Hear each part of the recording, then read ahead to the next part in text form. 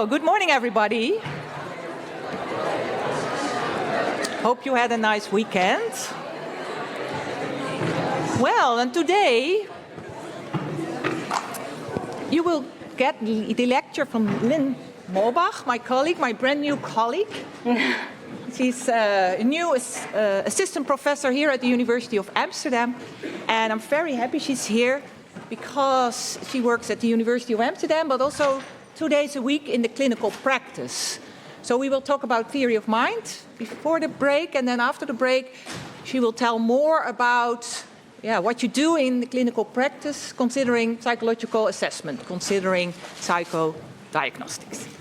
Well, Lynn, the floor is yours. Thank you. Thank you, Annemie. Ooh, that's loud. Okay. Hi, everyone. My name is Lynn, and I'm an assistant professor, indeed. But I also work in clinical practice, so I hope to really give you some examples of why it's important to really have a good psychological assessment and to bridge that gap a little bit. I currently work in clinical practice as a psychologist in a specialist mental health care facility for anxiety, stress-related disorders such as obsessive-compulsive disorder, and PTSD, so post-traumatic stress disorder. It's called Popesona. It's in the lower part of the Netherlands, so I don't necessarily expect you to know that. It's actually an adult clinic, but we have a youth line, which is quite new. It's been around for about 5 years, so that's also when I started working there. And helped introduce that line.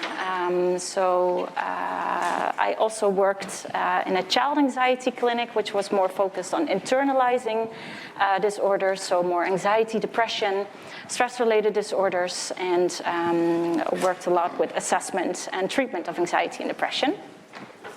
So I kind of see both, which is really nice because I think it can really inform each other. And treatment in children for anxiety and depression is really not that different than for adults. So it can really help inform each other. So before we start, if you have a question, please let me know, especially when it's a clarification question. Of course, I want to answer all of your questions, but it's always a little bit difficult with such a large group. So if there's all of a sudden an explosion of questions in the room, please I will sometimes just say, please come to me in the break, or send me an email, or come to me after the lecture. All right? But please do let me know if you have a question. What we'll talk about today is theory of mind, what it is, what we need it for, autism spectrum disorders, and you'll see why that's was put together in one lecture in a bit, what the relation is between theory of mind and autism spectrum disorders.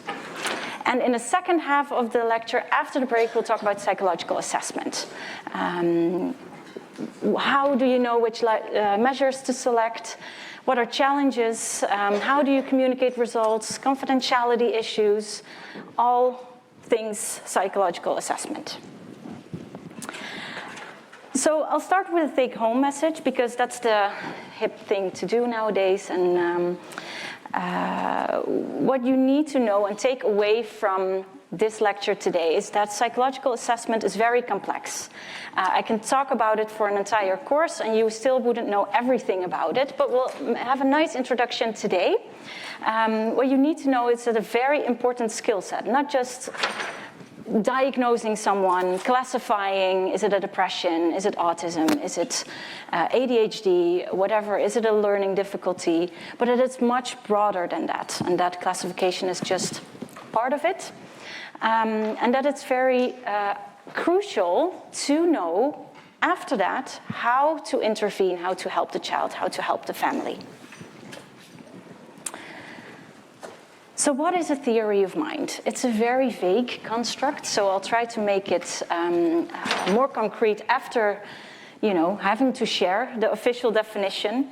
It's the ability to attribute, to reason about mental states to oneself and to others. And what do I mean with mental states?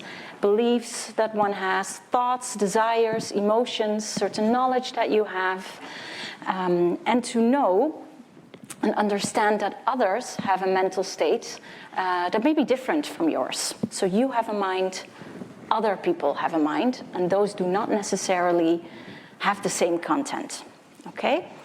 So, for example, what you see here in this picture on the right, you see the child in the green shirt sees a 6, so he thinks, hey, I see a 6, but he needs to be able to reason that the other person in the picture, the person with the red shirt, sees a 9, and why that's the case, that he has a different perspective on things, okay? So you need to be able to understand that another person has a different mind, a different belief, and a different perspective to be able to reason that he sees a 9 instead of a 6. What do you need a theory of mind for? Plenty of things, and I would love you to weigh in there in a little bit as well. So already think about what do you need it for? To understand that other people have emotions, to understand that other people have certain desires, certain motives, again, that may be different than your own desires, your own motives. And that these desires can affect how people feel, that your desires can affect how you feel, that other people have knowledge, that they can reflect about that knowledge, that you can reflect about their knowledge and on your own knowledge, and that there's a difference between thought and reality. Very important. If you do not understand that what you have in your mind, that you think certain things, that you believe certain things, but that it may be the case that that's not the truth, that that's what you feel, how you think, then it will be very difficult to engage in the real world, right? And also that we have assumptions about the world. So I put this picture of a helicopter here because basically to reflect on your thoughts, your beliefs, your motives, your desires, you kind of have to have this helicopter view. And to be able to understand that other people have these things and to reflect on their beliefs and desires, you also need to have this helicopter view. And without a theory of mind, what's important is that if you don't have that, you will assume that other people will think, feel, do the things that you feel, that you think. And that would be very difficult. So, what I would like you to do is to kind of have a little bit of interactions, to scan this QR code or go to Mentimeter, and I will put the code on the slides in a bit, and to take a few minutes to discuss with the person sitting next to you, what do you need a theory of mind for? How would that help you in daily life? So take a few minutes to discuss that. I hope this QR code works. Yeah, it does, great. So I will leave it here for a bit because otherwise you can't scan it anymore.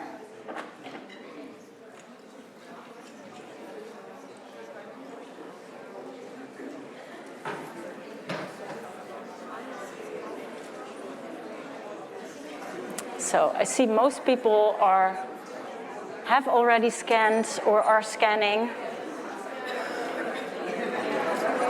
So I will go to the website now.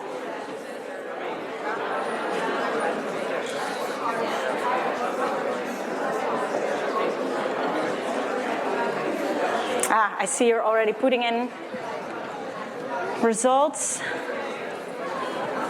Diplomacy, yes, very important. If Rutte would not know how to be diplomatic, it would be difficult. Empathy, very good.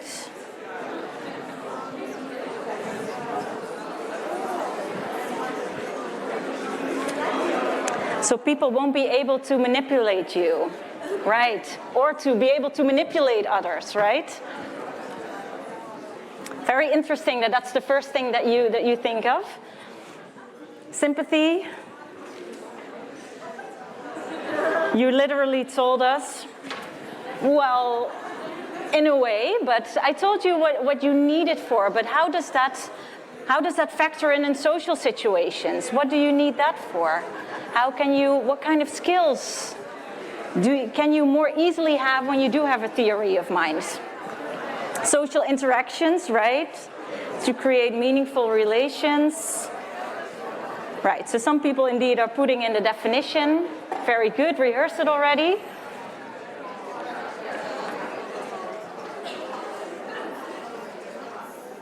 To better understand other people. Very good. Okay. To predict reactions, improve interactions and empathize. Exactly, to predict reactions, to be able to know how are people going to behave. If we don't know, if we cannot really mentally simulate how people are feeling or what they're thinking, or have an idea of that, we don't know how to predict what they're going to do. And we do that all the time. We're scanning people for what they're going to do, and you need theory of mind for that. Okay, thank you so much. I will leave it at that. Very good.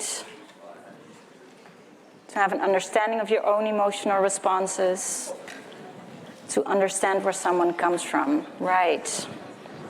Thank you for that. So I put some of the skills that you need a theory of mind for here on the slide. Okay. Bless you. So you need a theory of mind, and I already saw that in some of the responses that you gave, to attune to other people, to understand, hey, what's going on for them. Basically, if you do not have a theory of mind, please do not consider becoming a clinician, because that will be a very hard job for you, right? You need, as a clinician, you need to attune to other people, to empathize, to understand, hey, if you're thinking this, I understand why you're feeling that and why you behave in a certain way. So you need it also to make links between these things. And it helps if you can reflect on your own thoughts and feelings, because otherwise it's also very difficult to adjust what you're thinking in response to what you see here in the world, what you learn here today. If you think, oh, but this is just, Lynn is just, saying this, I don't know why. This is what I think is thought. What my thought is reality, and I'm just here to drink coffee. Yeah, that would be difficult. So you needed to empathize, you needed to be able to discuss feelings or thoughts, to talk to someone, hey, what did you read in the news today, what did you think of this and that, with the climate debate, etc. You needed to offer help, to be able to respond adequately. So some of you put that in as well. Very important to be able to do these things. Understand sarcasm, also important. My mom is probably more on the left side of the spectrum with the theory of mind. I always have to explain that something I said is sarcasm. She doesn't understand the tone. And that's just no fun for anyone. How do we assess theory of mind? We assess theory of mind using so-called false belief tasks. And it's a set of tasks. There are multiple tasks that you can use. They all have different names. Two of the most important ones are the deceptive box test. You'll see that in a video under the name Smarties task, which sounds more fun, and the unexpected transfer test, which you'll see in the video that I will show you as the Sally Ann task. So these theory of mind tasks are all based on the assumption that if you have a theory of mind, you will be able to answer questions about what other people may think based on the knowledge that you have, but that knowledge that you have may be different from what the other person may have. Okay.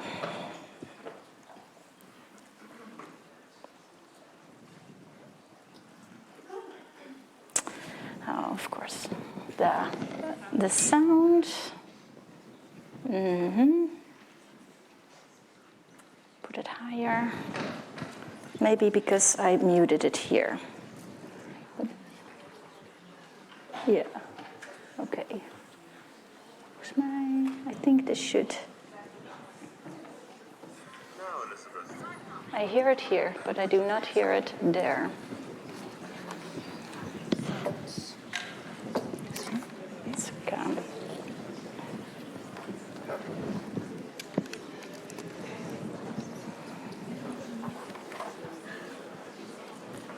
Now I don't hear it anymore at all.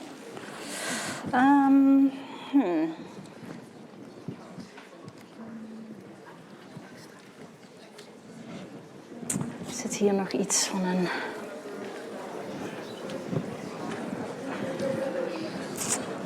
Wacht, zit hier misschien nog een dingetje?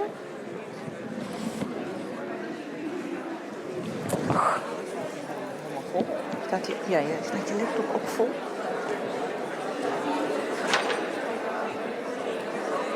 Ja? Ja. Minor issue. Oké, ja. Even hier, want ik kan nu natuurlijk... Wat er gebeurt? Ja. Ik ook wel. Ja, laten we dat maar doen. Ja? Ja. Oké, ik kan hier nog heel even kijken trouwens of het dit is.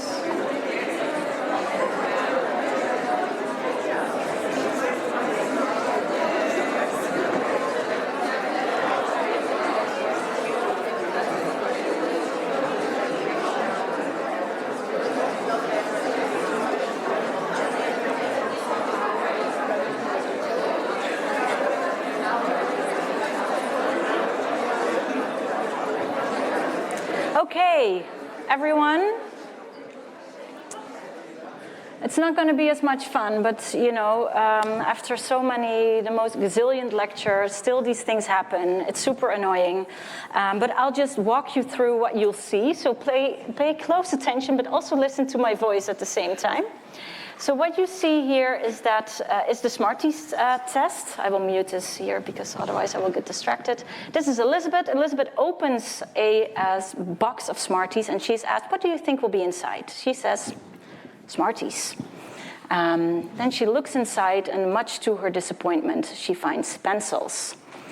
And the experimenter then asks, okay, pencils, give it back to me, put it back in. So what did you think was inside the box? And then Elizabeth says, pencils.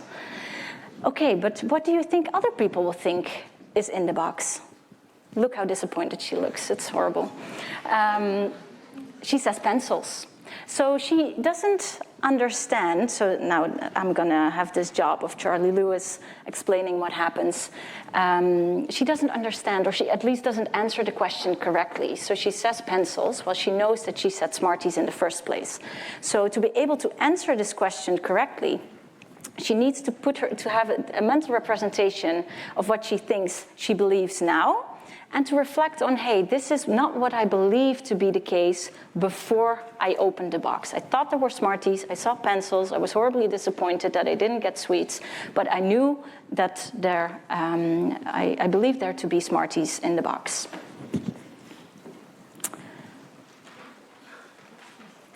Okay, now he explains what's going on. So what you'll see next is, so this was the deceptive box test, very acutely named. And what you'll see now is the unexpected transfer test, the Sally Ann test. And what you see is that there's two figurines in the video, Sally and Ann. Sally leaves the premises and Ann puts the marble from the box on the right into the little bag on the left. Sally is nowhere to be found. Sally leaves. Anne is still there. Now Sally comes back. And the question is, where do you think Sally will look for the marble? And then Elizabeth has to answer. If she would have a theory of mind, she would say Sally will look in the box, right? Because that's where it was when she left.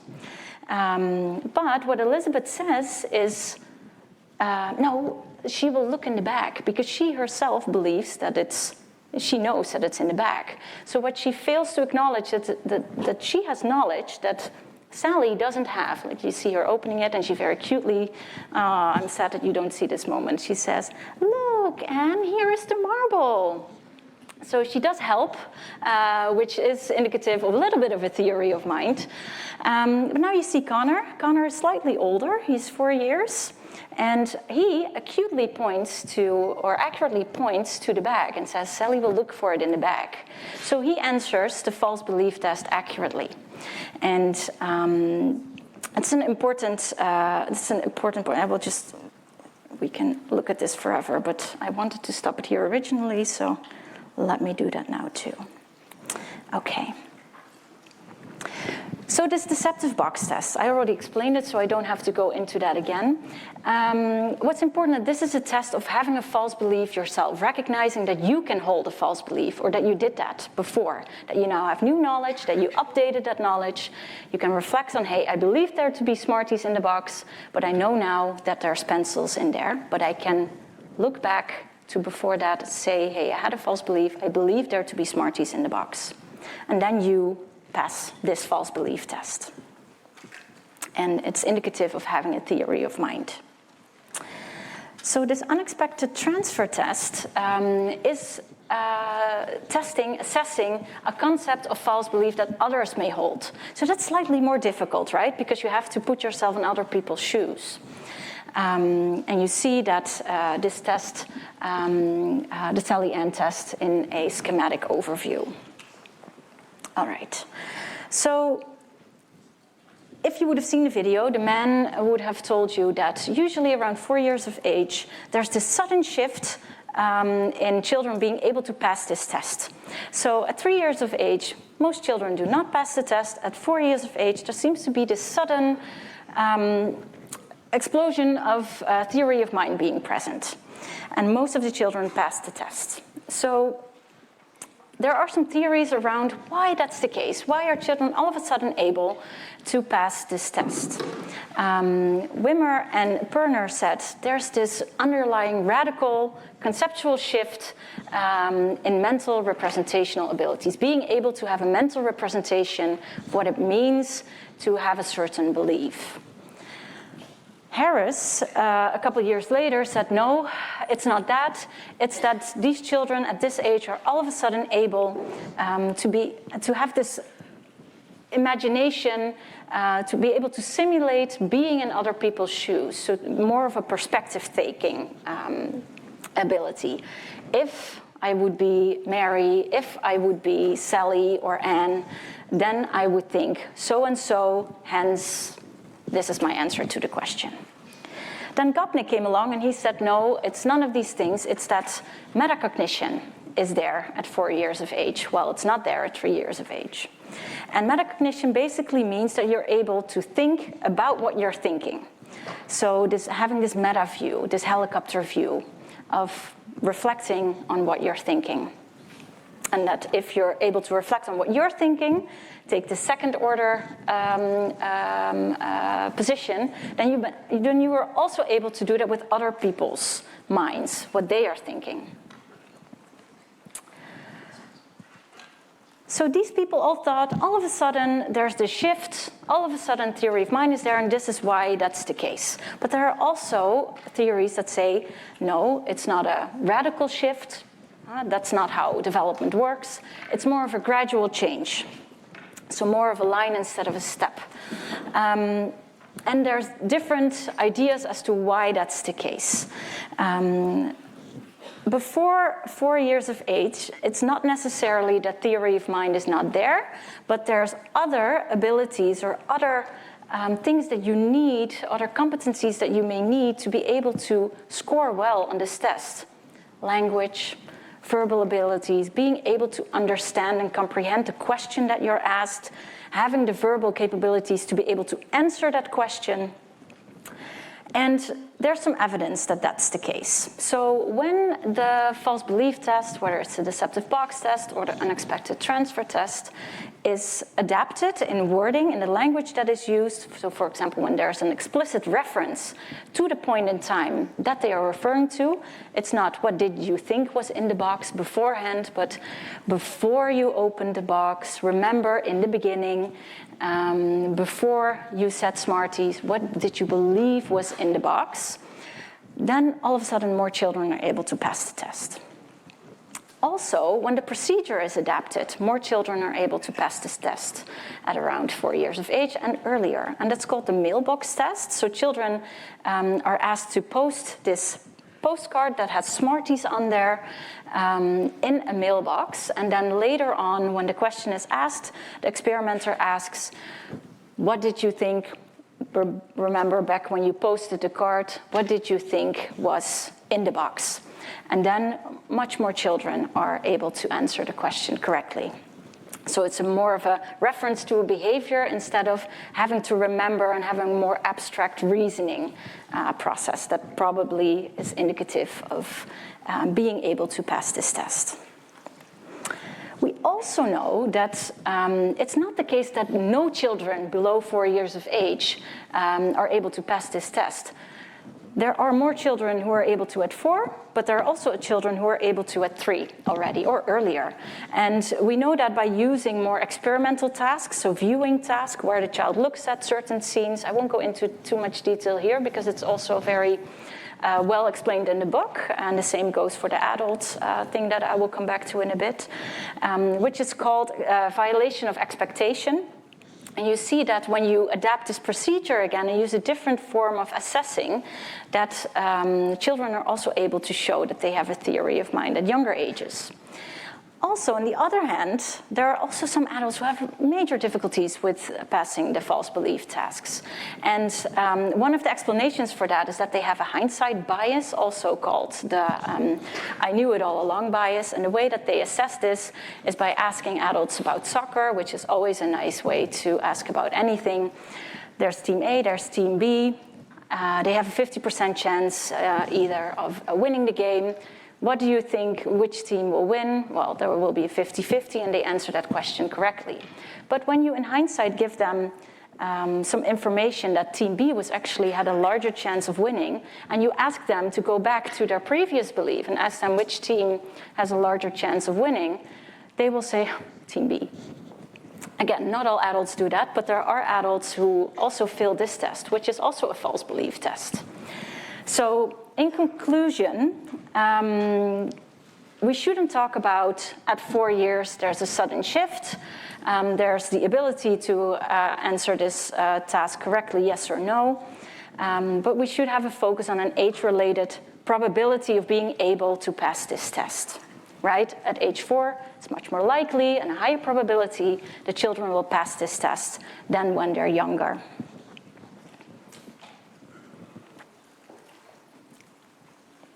Okay, what do I want you to take away from this theory of mind part? The definition, because that's always important. It's the ability to attribute mental states to oneself and to others, and to understand that you can have a different mental state than the other person. It's crucial for having interpersonal relations. Assessment is quite complex. It's also not very reliable, so we don't use it in, for example, diagnosing disorders, but we do observe whether these qualities are there. But when it's used in an appropriate way, it can indicate a probability that theory of mind is present. And it seems to develop gradually, but we do see an increase at age 4, which is likely due to other abilities that the child has developed. Is that clear so far? Okay. Moving on to autism spectrum disorders. What are they? They're a set of disorders with a genetic origin and a neuropsychological basis. And what do we mean with the neuropsychological basis? Basically means that individuals who have an autism spectrum disorders often have structural differences in the brain compared to individuals without an autism spectrum disorder. Okay? The prevalence is about 1%, so 1 in 100. That's quite a lot. Who here in the audience knows someone with an autism spectrum disorder? See, that's a lot, right? So it's quite common. And we know that more men than women are diagnosed with autism spectrum disorder. It's about a 4-to-1 ratio. But I do want to immediately have a little note on the side with that.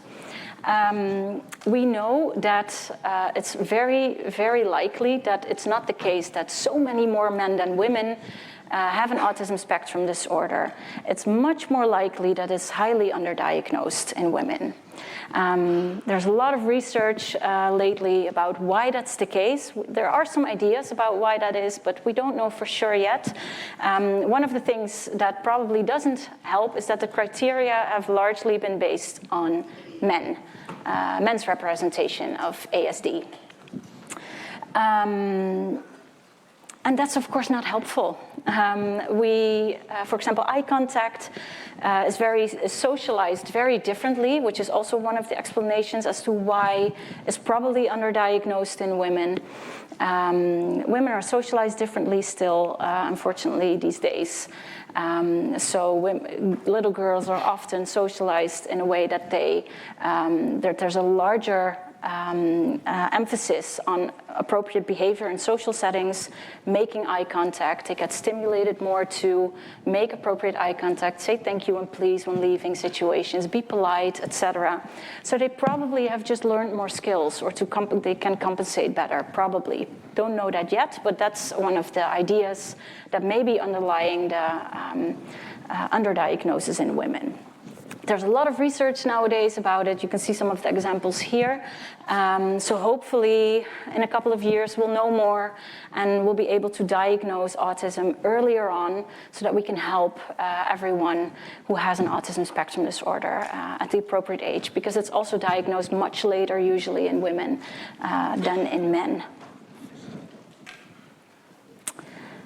We also know that a large percentage, for about 45% of individuals with ASD, has low IQ. We all have this probably stereotypical view of the Rain Man autism, high-functioning autism, which is a very popular character in Netflix shows and on TV, which may give you the idea that there's more people who are high-functioning with an autism spectrum disorder than individuals who are on the other end of the functioning dimension. There are, of course, high-functioning people with autism. That doesn't mean that they're always necessarily above average on intelligence. Of course, there are people with autism who do score above average on intelligence questionnaires. Most of them are in the average range, but there's a large percentage that's low IQ in this group of people. So the DSM, the diagnostic manual, you've heard about this manual, right? In the previous version, we now have the DSM-5. In the previous version, there was this separate set of disorders, pervasive developmental disorders, and there were classifications for each specific type of autism spectrum disorders. We had classic autism, we had Asperger's, we probably all know about this, and the not otherwise specified autism variant. But now, what we now have is just one classification, so you don't get this specification of you have classic autism, you have Asperger's. You just get one, there's one label, you have an autism spectrum disorder, and we have to indicate the severity in the classification part. How much support does one need with this autism spectrum disorder? And there's two important symptom clusters when you diagnose autism spectrum disorder. There have to be major issues, major difficulties in social communication, social interaction. So you have to have difficulties in social emotional reciprocity. So individuals with autism find it very difficult to hold a conversation usually, right? To kind of keep a conversation going in a natural, flowing manner. Hey, how was your day? They go on and on and on about their day without asking you how your day was, not knowing when to stop talking, when it's not interesting anymore what they're saying. So that's one of the things that you see often. Initiating contact in a certain way. Nonverbal communicative behaviors. What you often see is that eye contact is different with individuals with autism, with the footnote on the side with what I just said about women. Some people have just learned, and also men or anything that lies on the spectrum of gender.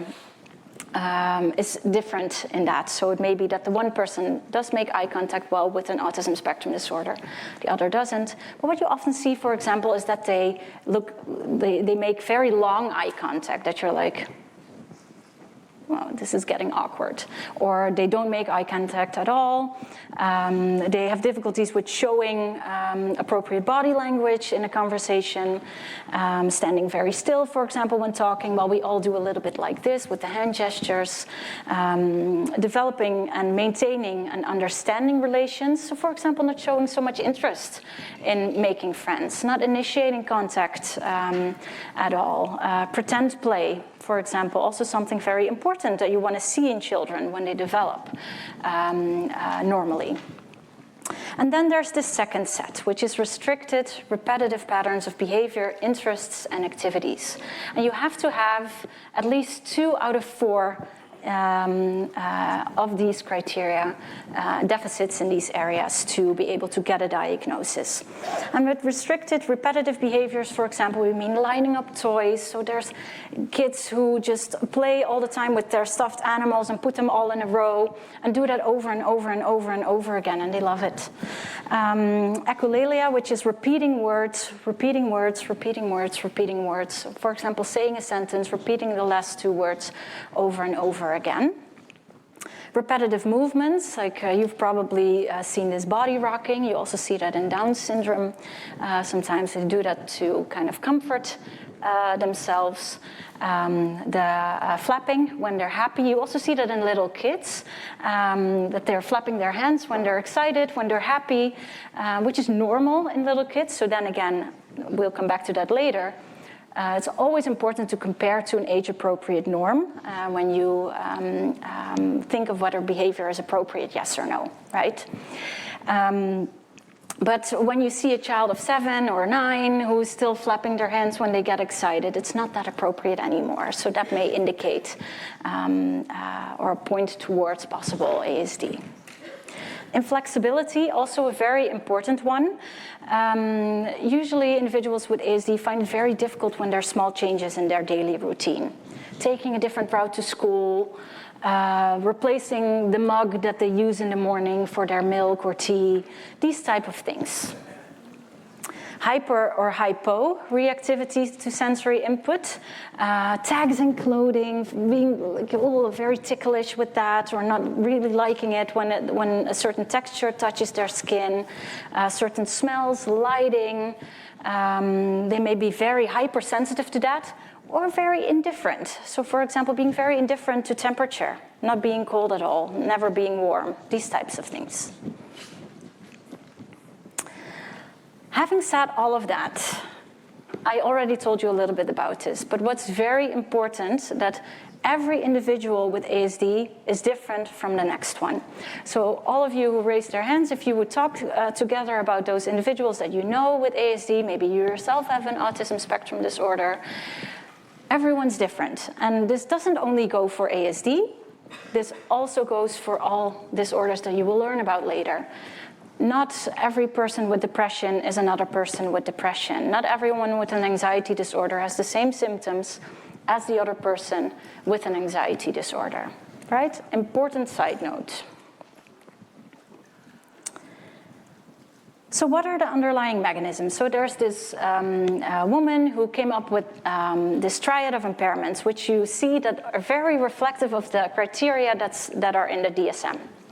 So there's 3 main problem areas. Social behavior, so what I just said, initiating contact, making friends, maintaining those friendships. Major issues in communication, so what I said, nonverbal behavior, how you talk to people, standing very close to someone where it's not appropriate anymore and you feel like, oh, you're in my personal space. These types of things. Imagination, right, the thing you need for pretend play. The thing you need to understand someone else. So you see that these 3 problem areas are reflected in those criteria for diagnosing ASD. This is also in the book. So these difficulties have quite a large overlap with what we discussed before in the first half of this first part, right? Do you recognize that many of these difficulties have an overlap with the lack of a theory of mind? I hope you picked up on that. So yes, a question. Don't you think that instead of not having a theory of mind, that they simply reason have an easier time, like in theory, of mind with other autistic children? Sorry, what was the last part? Like, don't you think that their mind like could possibly just be different and therefore have an easier time with other autistic children, like in terms of theory of mind? Right. So definitely, it may not be the case that it's for everyone that it's a theory of mind issue. So the question was, is it necessarily a theory of mind issue? Can it not also be that they just have a different mind, that it's just different? Do I interpret that correctly? We'll get to that in a bit. I will come back to that. So what is the relation to Tom? What do we know about people with autism and their success, for example, on false belief tasks? We know that they have a lower probability of passing the test, right? They need to be older, usually around 7 years of age, to have the same probability of success at passing false belief tasks. But what people used to think was that this may be explained by learning difficulties, right? So to be able to test that hypothesis, they compared children with ASD to children with Down syndrome, another developmental or disorder with developmental delay, right? And learning difficulties. And what they saw was that these children with Down syndrome were able to pass this test at the same age as children without Down syndrome, with normal development, right? When you adjust for verbal mental age, so when children are able to express themselves. So there are more difficulties for children with ASD with these tests. Again, not all. So what are the underlying mechanisms? Is autism explained by a lack of a theory of mind? There are 3 theories that all have the same evidence base a little bit, so they all are true in a way. And it may be the case that the one applies more to the one person and the other may apply more to the other person. So theory of mind we covered. One of the possible theories that explain why people with ASD have social difficulties or why they have difficulties in the first place. The other one is central coherence, very vague term, but it basically means, for example, when I come in here, super many details. A lot of you all were talking, coffees were spilled, and laptops were opened, phones were ringing, a lot of stimulation, right? If I was not able to focus on the coherent picture, to integrate it all into a meaningful whole, namely people, students sitting, waiting for the lecture, preparing for that, and instead I was focusing on all those details. My God, I would be running out, right? That would be too much for me to handle. This is exactly what the central coherence theory says about autism. People are find it difficult to integrate all these specific details into one coherent whole. So they get overstimulated. They find it difficult to integrate that information, right? So that may be another reason for people with autism to have difficulties. Executive functioning, you have heard about that, so I won't go into that too much, but one of the underlying theories for why autism exists is that these individuals have difficulties with the control panel of their brain, having difficulties in attention, focusing attention, working memory, finding it difficult to plan. Again, also has a part in integrating information, right? Having control over how you behave, and flexibility, inhibition. So this is another theory. So there are 3. We have evidence for all 3 of them. So it's not like we favor the one or the other. But theory of mind is very often talked about in one breath when talking about autism. But that doesn't mean that the other ones are not important. So, to sum up, yes? Can theory of mind be learned, or is it something you have or you don't know? Yeah, good question. So what people with autism usually have in their intervention package when they get help is social skills, right? So they're learned social skills in their intervention to help them. This is not something that feels necessarily natural for them after when they have learned. So that's a good question. Is it then something that they just do but don't really feel, but they learned it? Also maybe different per person, but yeah, I don't know. I don't have a yes or a no answer to that. It's probably somewhere for every person a little bit on the line. For some people, it may become natural after time when they, for example, have early interventions and they're taught social skills. They know how to make eye contact. At least it can make social situations a lot more pleasant for them, right? If they know how to handle or behave themselves in these situations. And it can give, that's of course a vicious cycle. They get more nice feedback. Anxiety is something that's very common in individuals with ASD, which may make them disengage even more from social situations. So if they have that experience and they're able to enjoy social situations a bit more, it may make them less anxious and may make them make eye contact more naturally, for example. But if that means that they then after have a theory of mind, yeah, I don't think it's that easy. Okay, so what I want you to take away from this first part, and I'm nicely in time, children with ASD have impairments in social communication, social behavior, social interaction. They also usually have restricted repetitive patterns of behaviors, interests. They may go on and on about trains. They may go on and on about planes or other modes of transport or something very specific, koalas, and tell you all about that. But everyone is different. Also, when you all have the same classification of ASD, the one is not the other. ASD is associated with having a lack of a theory of mind, but it's not a one-on-one relationship. It's also not a symptom of ASD. It's an underlying mechanism, one of the ways that we may understand why ASD is the way it is. And that's all for now. And because I have a theory of mind, I think it's nice to have a little break now. Please be back at 5 to 12, because the second part has a lot that I want to have covered.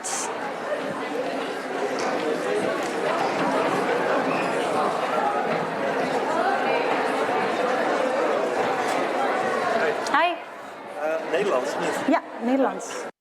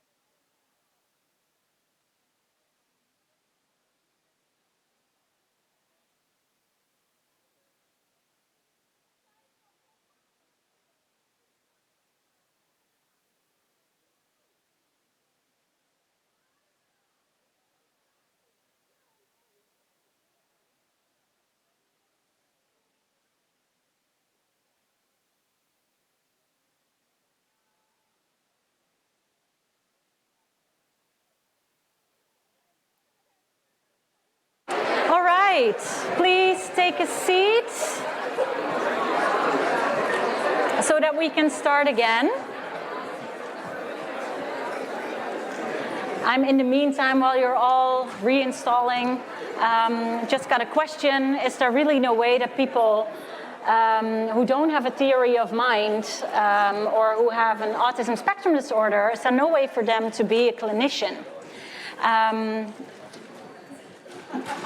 There is definitely a way, and it's also not the case that everyone with an autism spectrum disorder cannot empathize, or everyone has their strengths and difficulties, which is also something that I will get back to in a bit with the psychological assessment part. Everyone has their strengths and difficulties, so not everyone with autism has difficulties empathizing.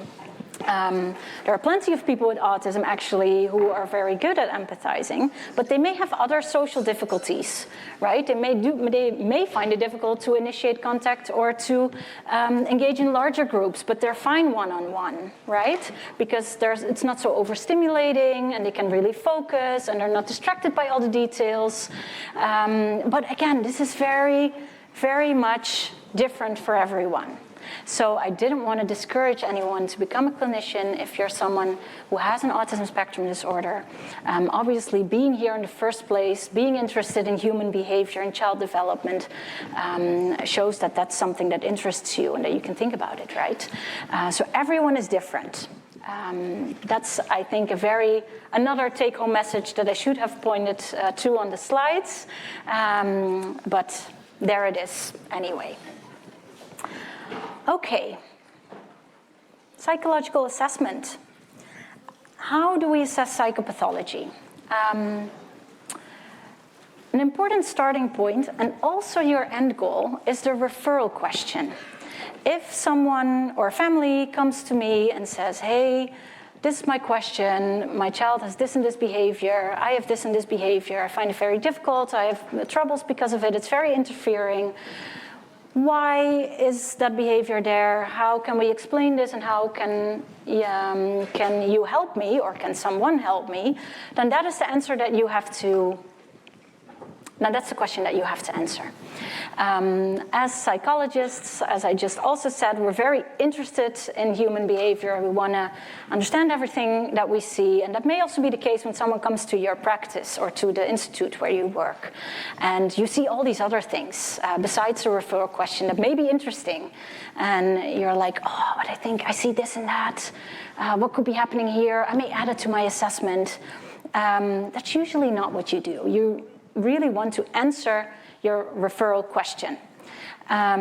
You may, and we'll get to that in the ethics part as well, you may add something that may help understand in a different way than the parents or the child thought, or the referral party thought, may help understand that behavior as well. And you may have an extra hypothesis about that no one has thought about. But always discuss that with the family, with the parents, with the child, that this is something you're thinking about and you want to assess, and why. As I also mentioned before, the end goal of an assessment is not just a DSM classification. Oh, depression, good luck. You want to construct a comprehensive case conceptualization. So a classification may be part of that. It's not always, but usually it is because of our health insurance and the way that we pay for our health care. But you need more than that. Why are these depressive symptoms there? Which depressive symptoms are there? Because everyone is different, so some symptoms may apply to this person, not to the other. How does this factor in your context? How does this create difficulties for you in your daily life? And that will give you important points to focus on when constructing or thinking about an intervention, when personalizing an intervention. Okay, so that's your end goal, not just the classification. So what's important in assessment? It's important that you integrate multiple measures. You don't just want to point them to some vague internet website where you can self-diagnose ADHD, or your auntie on Facebook has shared some Vogue self-diagnosis, ADHD or anxiety questionnaire, and they have self-diagnosed themselves as anxiety. I knew it all along. I was anxious. How about you, Mary? You also take this test. Of course, this will never give you, it's nice if you're interested, you can, but it will never give you a diagnosis or something meaningful in the first place. If that's your hobby, that's fine, but don't, a single test will never give you an answer.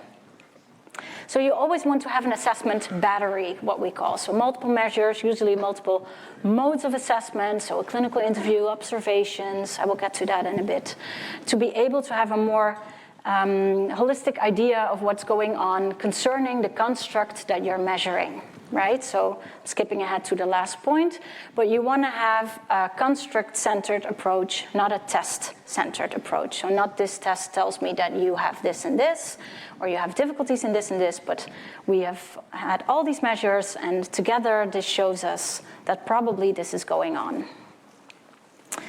While choosing these measures, you want to take into account the psychometric qualities of the test. You've learned, I think, about reliability, validity, these characteristics of tests that are necessary for you to be able to choose that test. Sometimes super reliable, super valid tests are not available.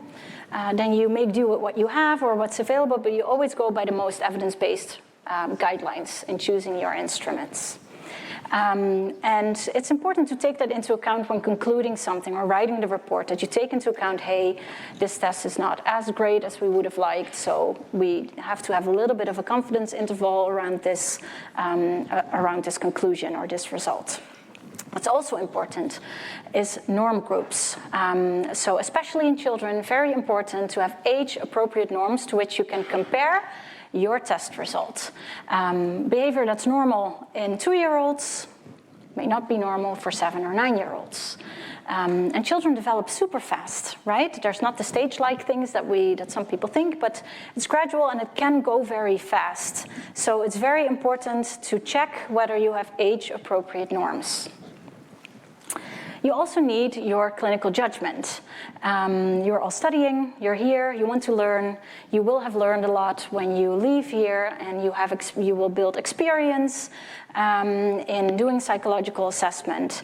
And it's a very important skill, also to bind together everything, give it meaning, and to see how we can go forward. But do know that you're human. You have your own perspectives, your own biases. Be aware of them. Take them into account. Reflect. Use your theory of mind to reflect on what you think and why. Is there maybe something in your own history that you're taking into this psychological assessment? So it's always important to remain critical of your own judgment, but it's a very important skill. Context, very important. Is there maybe a cultural background that we need to take into account? Is the behavior only happening in certain contexts but not in others? Why is that the case? Very important in psychological assessment. Developmental stage, we already talked about that. Age-appropriate behavior. What may be normal for a 2-year-old may not be normal for a 7-year-old. And the construct-centered part we already discussed. So, psychological assessment is very much like the empirical cycle that you learned about. Someone comes to you, you have a little bit of background, usually not that much, but you gain more in the intake procedure. You will construct hypotheses about what's going on. You usually have at least 2. Then you will choose your methods, the assessment battery in this case. You will get results from those tests. You will get results from all those modes of assessment. You integrate it and you interpret it using your clinical judgment. And then you will conclude something. And you will have a little bit of a discussion around that. What does that mean? What are the future directions? What kind of interventions will be appropriate, probably? What limitations are there, considering which tests that we used, or was there maybe only one informant available? You all need to take that into account. So it's much like writing a research report when writing an assessment report for family and the child.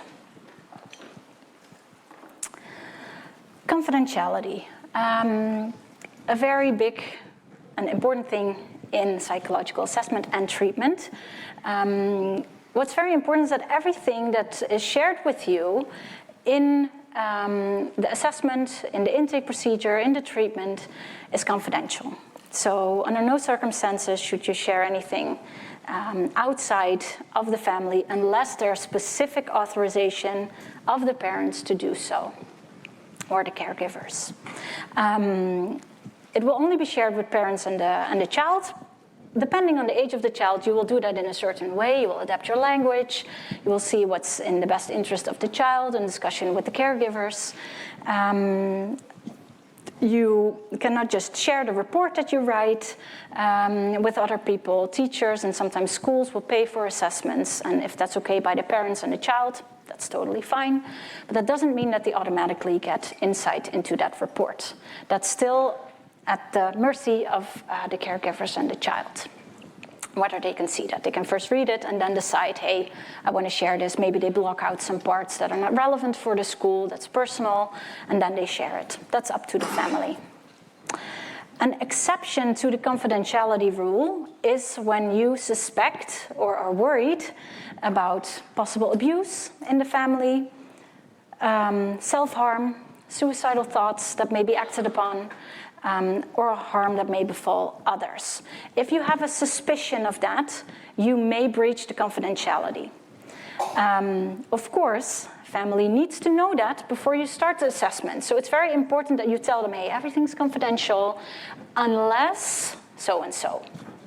And you have a legal obligation to do so, to keep things secret, but also to breach that confidentiality when it's needed.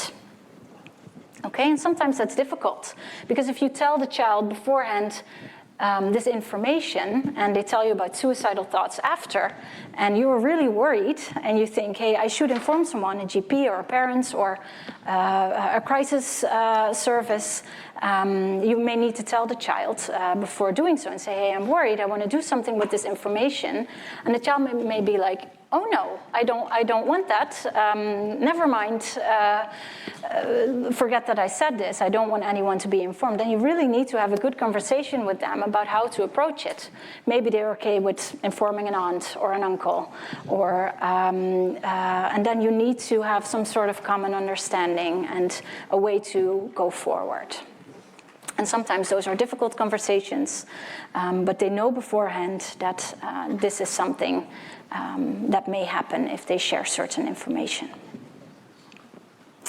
But you need to explain that before the assessment. You also need to inform the family about your hypotheses, what you think is going on and how you're going to test that, using what.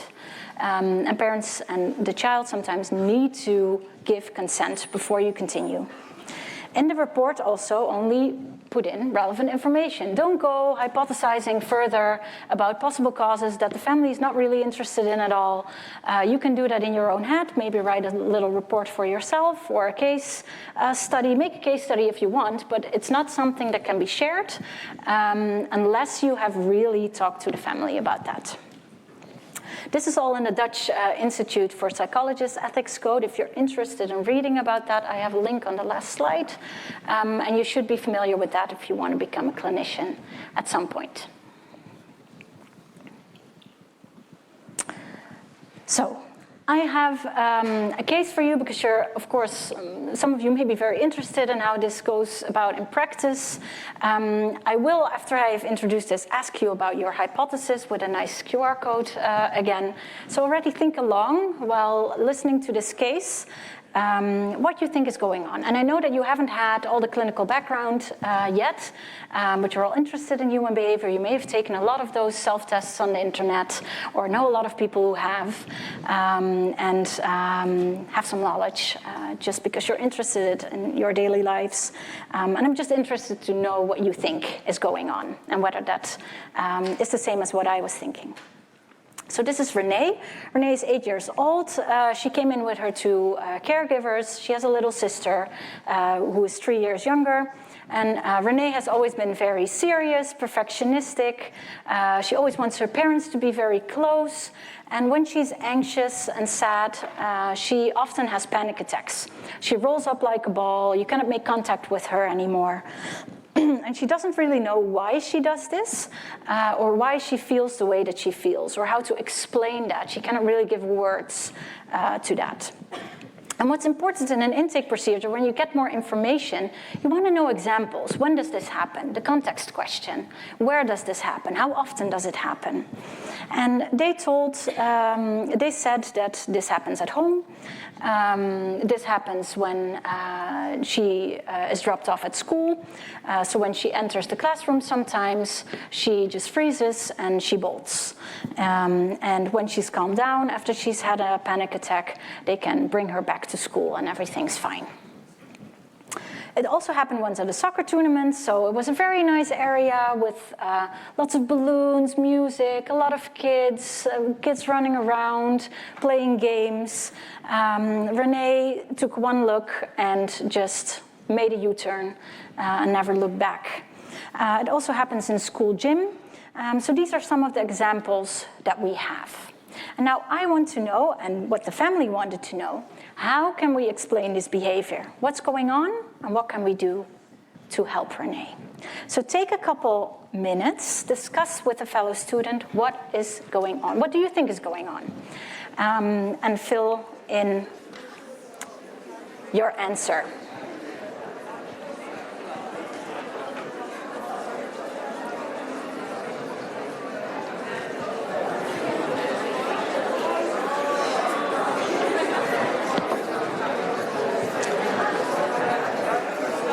Does the QR code work? Is it working? Any feedback?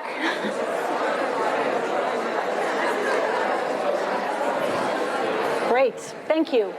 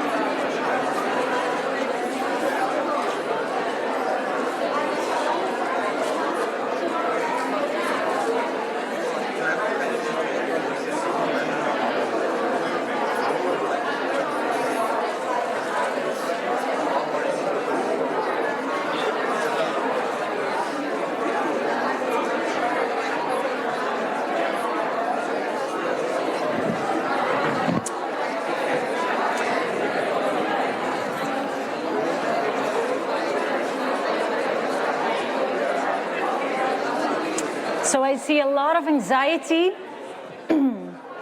different types of anxiety. This behavior is caused by overstimulation, so someone is focusing on the mechanisms underlying, also very nice.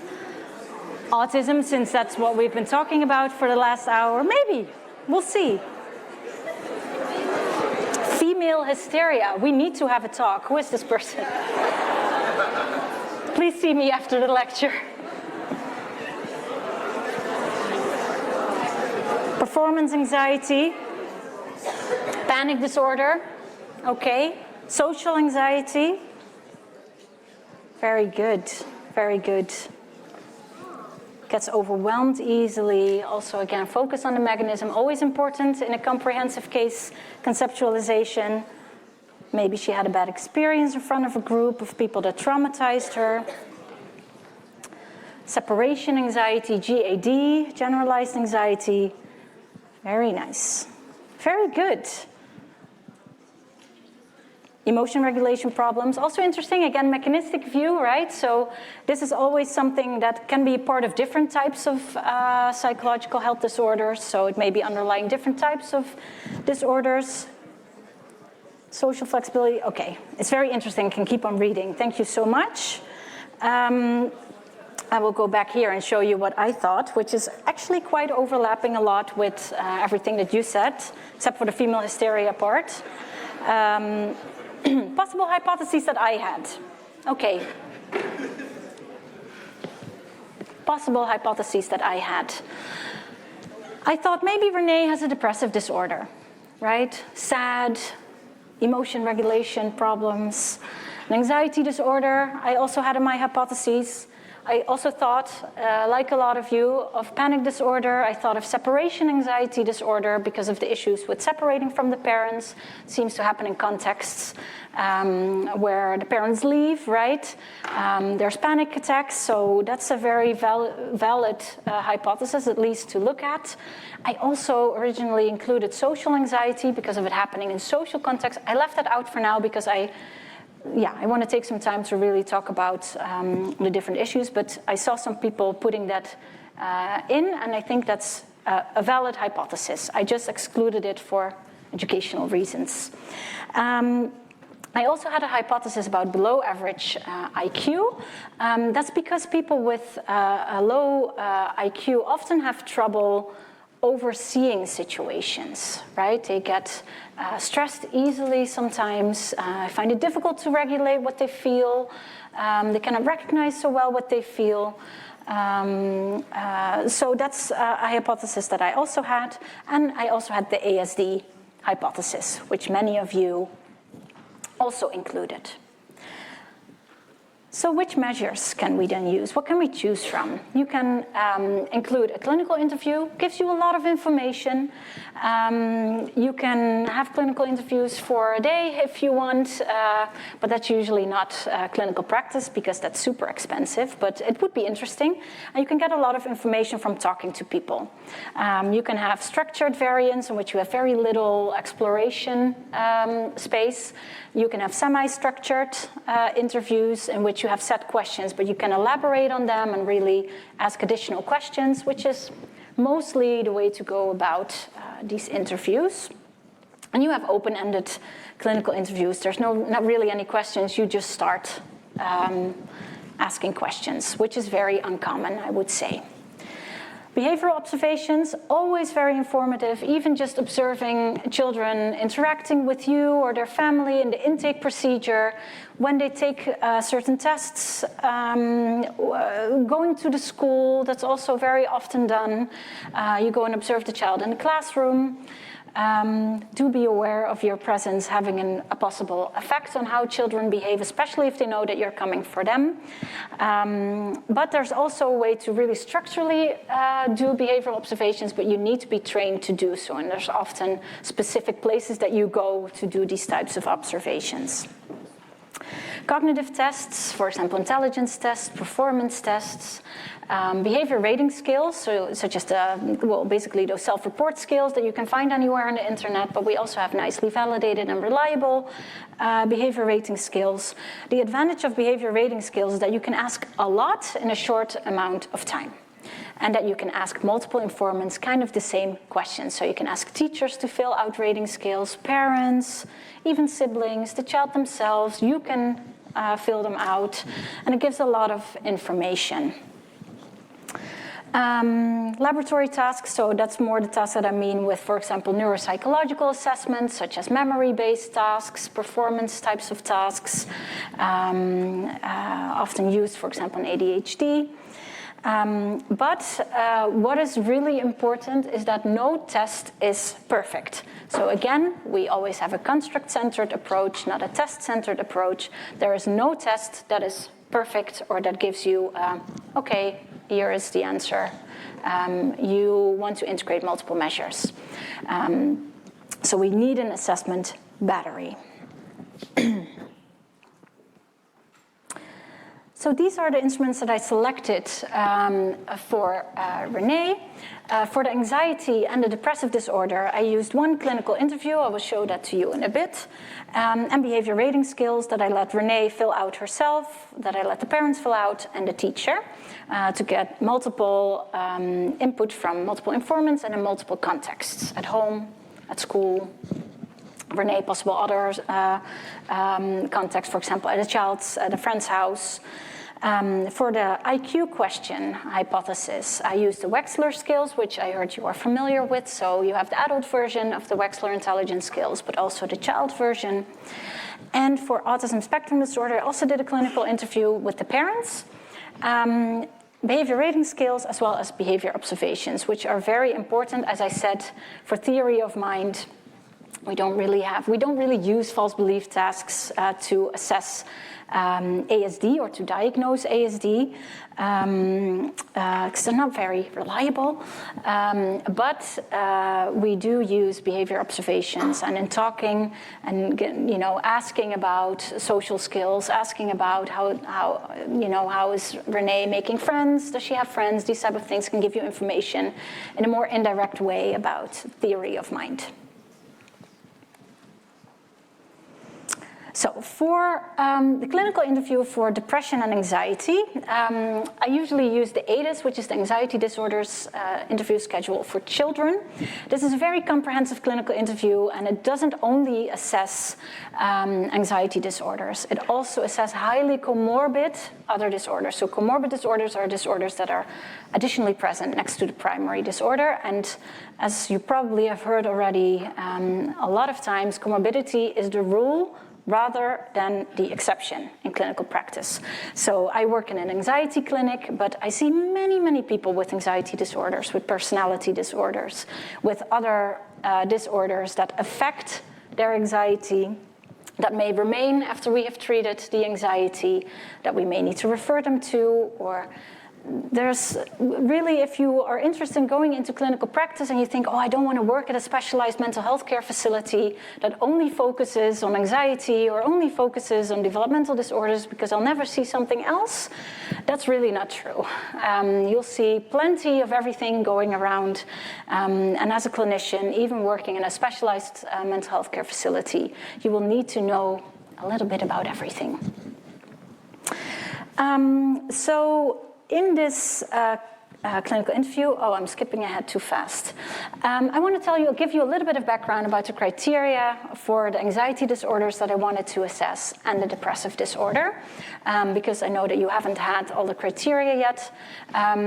So just a little bit of background. For panic disorder in the DSM-5, there need to be recurrent panic attacks. And not just one, I had one panic attack, no. So 4 or more symptoms of physiological symptoms need to be present during such a panic attack. This is only a couple of them. There can be more: heart pounding, sweating, trembling, shaking, all these types of. You probably maybe have had a panic attack yourself. It's super common. You don't necessarily already have a panic disorder if you had one panic attack. It's very common. What you do need to have is a fear of getting another attack and adjusting your behavior so that you won't get one, or you hope you won't get one, such as avoiding situations. Many people with a panic disorder, for example, fear going onto bridges or getting into an elevator, going into busy public areas, scan for possible ways to leave the premises.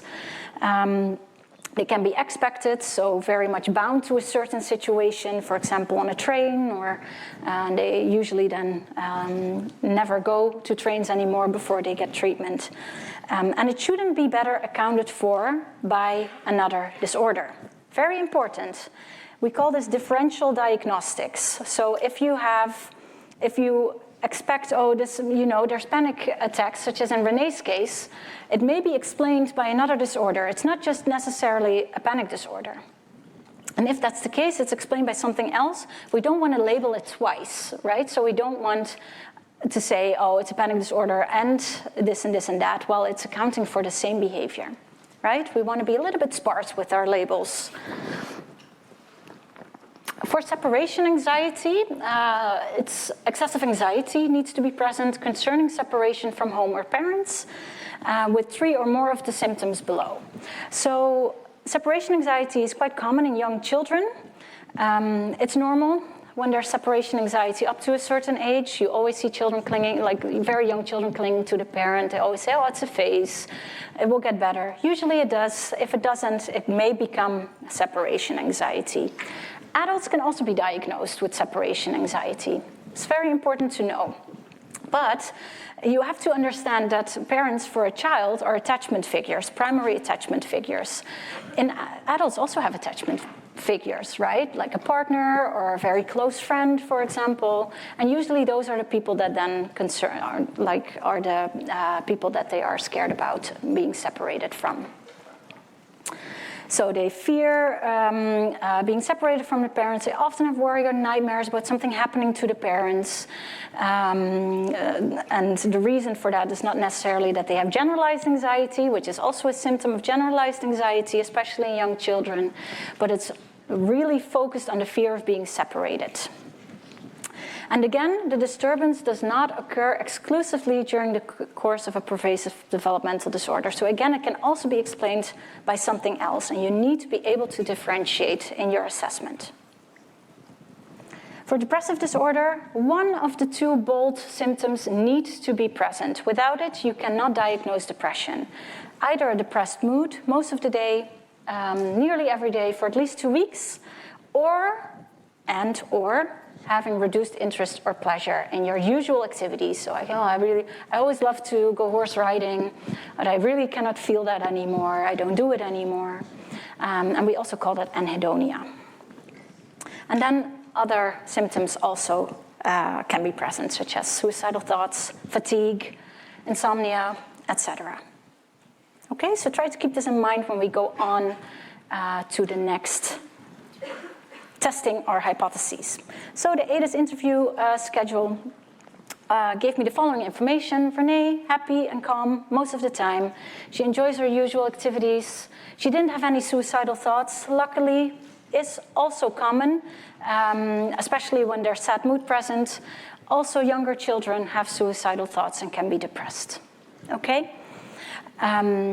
She was not afraid to get panic attacks. She has panic attacks, but she's not afraid of getting panic attacks. Remember the criteria? Panic disorder ruled out. She also doesn't avoid situations.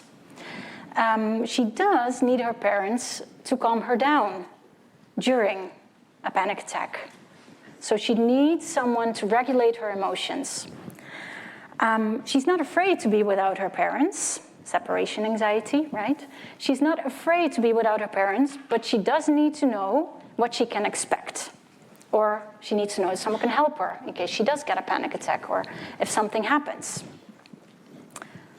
So this is already very important information. I did the interview with the parents and the child, by the way. That depends a little bit on the age of the child. I always prefer to do it with both, with the child and the parents. Sometimes, for example, if selective mutism is in play, which is when the child really doesn't speak in certain situations, then it's, I can talk, but it doesn't really help. So then I usually do the parents. I only engage with the parents in the interview, but I do want to observe, so I kind of compensate in a different way during those types of assessments. So parents and the teacher filled out questionnaires. The left graph is for the parents and the right one for the teacher. What you see above the green is higher than usual, is that the parents score high on affective problems, which is the depression scale, and on anxiety problems, but the teacher doesn't. Maybe context dependent, maybe something else. Renee also filled out an anxiety self-report, the SCARED, and the child depression inventory. On the left, you see the skills for the anxiety, and you see that Renee scores normally, scores almost not normally anymore on panic disorder. The child depression inventory, normal score. This is what very often happens in clinical practice and is a very specific situation for assessing psychological issues in children. Because you have multiple informants, you often see that there's large discrepancies between what the one informant says and what the other informant says, which is fine. Doesn't matter, don't panic, but you do need to understand why that is happening.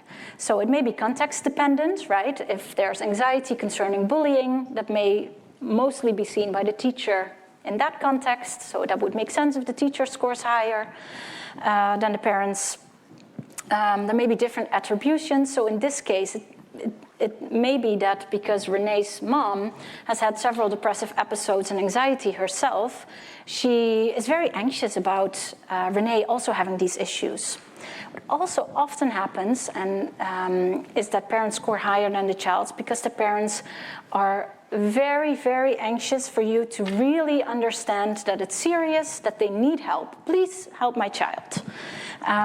Which is always something that you need to take into account. It's also common the opposite way with the child, that the child underreports, maybe because they don't really recognize or know how to score the self-report. That can be an issue, right? Especially if the child is young. But it can also be that they are really not happy to be there. Of course, it's a child the parents usually decide or the caregivers decide based on other information, other people having issues with the child's issues, and they may not be so happy to be there. So you do need to take that into account and talk the child through. Different perspectives, differences in access to information. If it's about learning difficulties, parents may not see so much issues. Because there's not such a fast-paced learning environment at home, right? But there is at school, so the teacher may see that more so and score higher on these issues than the parents. What's important is that there's no absolute truths in assessment. All perspectives are important. So also when you relay this information to the family, you should acknowledge that all of it was helpful, because it was. Even if you think, "Ooh, this is not really, I don't think this is so reflective of what's actually going on," it's still informative and it gives you information about what's going on, in the child's environment. So, I hope you're agreeing with me that we can rule out these first two hypotheses. We don't think that there's depression. She doesn't have sad mood, reduced pleasure. She doesn't have suicidal thoughts. She doesn't score higher on anxiety. So we can rule that out. Onto the intelligence question. What you see here on the right is the two main subtests of the Wechsler scales, the verbal scale and the performal scale. What is immediately apparent, I think, is that she scores very high on the verbal subtest. So what you see here is above the two orange lines, so in between the orange lines means a little bit average, right? And above is above average, below is below average. And below you see the indications for the specific subtests. So there's variation there, that's usually the case. But what's interesting is that there's quite a significant difference with the performal subtest. And what that means when you take an intelligence questionnaire or test, that means that you can only estimate, if there's a significant difference between these two subtests, you can only give an estimation of the total IQ. So it's not as reliable anymore as you would have liked. But it's very interesting and very informative that there are such big differences. She's still above average on performal, but she's really gifted on the verbal part. But there's, again, variation in the subtests as well. So the subtest on the very right in the verbal subtest, so the CR, which is like cijferreeks and numbers, is a verbal working memory task. And you see that she hears numbers and she has to repeat them. So she has more difficulties with that compared especially to her other verbal abilities. So she's very strong verbally. She can express herself well. On the performal scale, you see that all the way on the right, the DH, it's a mazes subtest. So she has to find her way through a maze. So that's really below average. But she's, again, very much above average on OT, which was a test in which you have to look for details in visual cues. So she sees details very well. I hope you're still with me with the hypotheses and you're like, oh, I think where we're going. I think I know. So she doesn't have a below average IQ, but she does have an above average verbal IQ. She's attuned to details. She has trouble remembering verbal information and trouble overseeing visual information. So see how an intelligence test is more than just, this is your IQ, right? It gives you strengths and difficulties, which is very important for a comprehensive case conceptualization. So she's very strong verbally. That's often usually means that she gets overestimated if her performal abilities lag behind a little bit. But we'll come back to that. Next hypothesis. Did a clinical interview with the parents, and they told me she has little motivation to make friends. She likes to be alone in her own little world. She has one friend, but it's a very practical friendship in which the friend really helps Renee in social situations and kind of has like a bridge function to the other children that she plays with. She shows few emotions. That was also seen in her intake. Like, it's very unexpressive, and that's usually something that people pick up on quite fast. It's something that really strikes you in contact.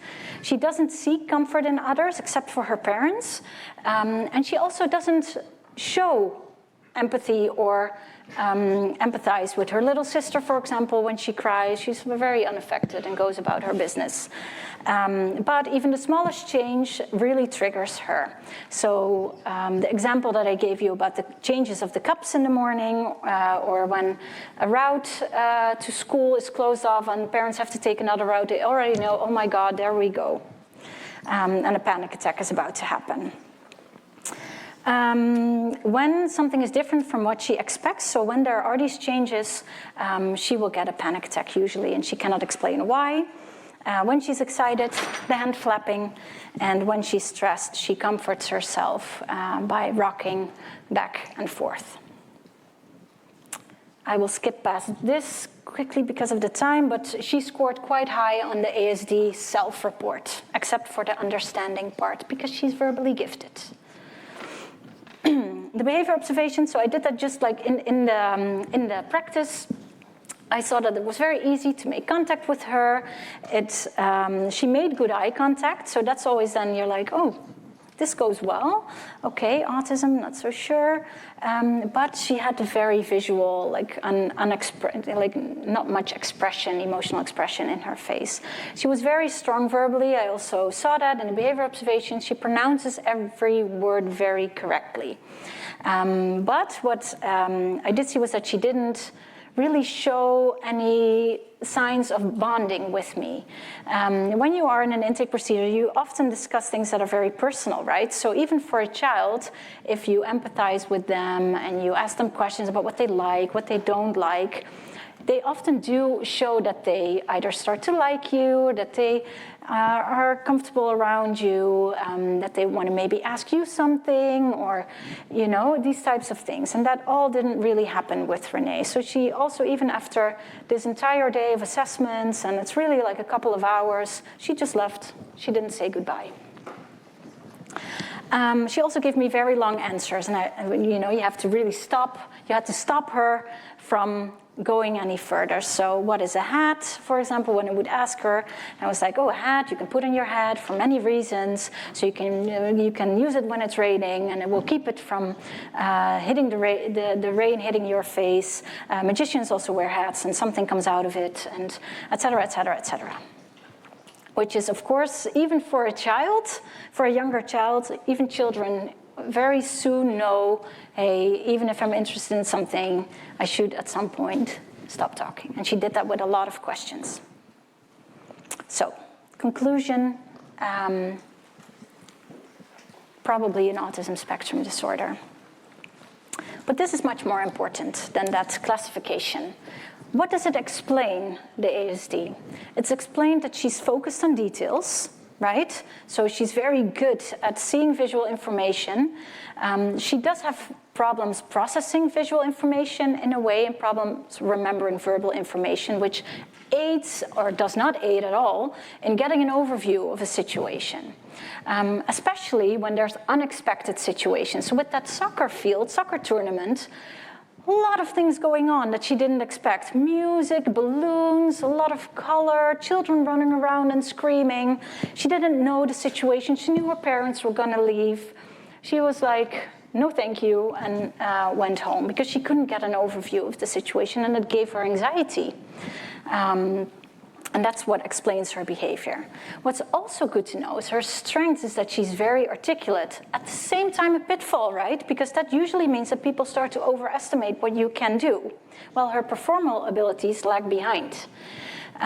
So what that means is usually that teachers think, Renee, we can give her an extra book to read. We can give her this, we can give her that. Let her see.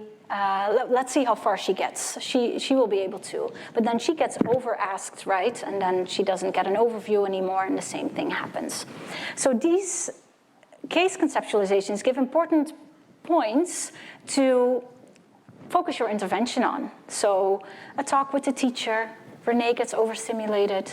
She's very strong verbally, but lags behind in the performal, so don't give her too many tasks. Don't ever overestimate her. Parents, make sure that you, before you leave somewhere, explain to Renee what's going to happen, et cetera, et cetera, et cetera. That's already very helpful for a child.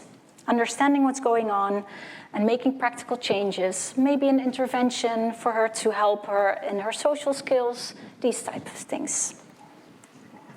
It's almost time, I see that, no worries. Challenges, you can read through this at home yourself.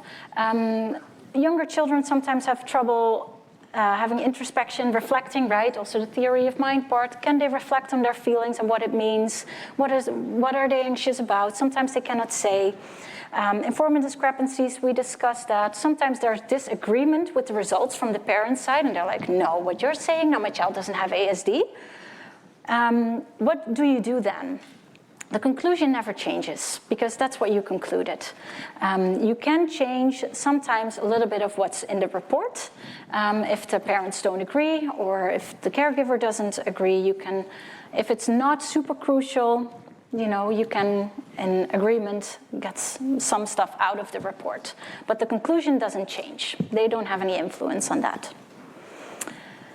The child's understanding of the report, well, if they're young, sometimes it's difficult, right? You have to adapt your language, but I usually try to give at least a little bit of an idea to the child of what the assessment brought. I will skip past this due to the time. When you communicate your results, remember your confidentiality agreements. Writing the report is much like a research report. Discuss the limitations, what will this bring you, and why. The case conceptualization is often super helpful for parents.